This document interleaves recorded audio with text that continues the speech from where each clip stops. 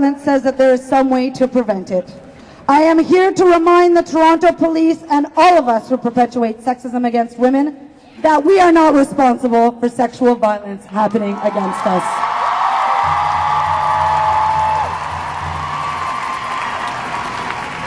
We are women, and if we could prevent rape, we would.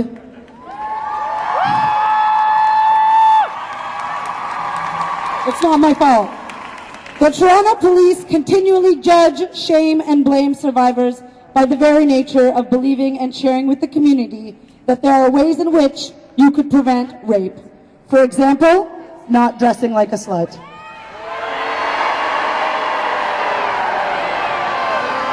As we already know, no matter what you wear, what your identities are, who you are, or where you are, there is a chance of experiencing sexual assault. Many survivors have reported to me that the Toronto Police, when they went to the Toronto Police, that they were not believed. I recently spoke to a woman who reported her known attacker to the police, and they replied that they would not be pressing charges because she had let the rapist into her home. Plain and simple, survivors are continually blamed for the violence perpetrated against us. We know that when it comes to sexual assault and domestic violence, that Toronto Police have been known to seek out non-status women instead of regarding their claims of abuse as real and thus charging the perpetrator, but instead detaining and deporting these women and children. A national statistic reads, only 6% of sexual assaults are ever reported to the police.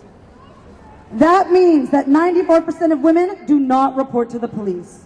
This happens for a number of reasons, but one I commonly hear from survivors is, when I did go to the police, they didn't believe me. And the police wonder why the other 94% are scared to talk to the police.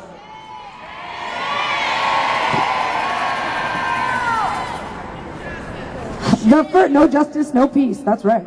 The first person who comes under investigation when a claim of sexual assault is made is the first witness of the crime, the survivor, or as the police like to call them, the victim. Her credibility as a witness comes under the microscope. Her sexual history, her mental health, her medical history, her presentation, her actions on the night in question, and even what she wore, as we can clearly see in Toronto and Manitoba.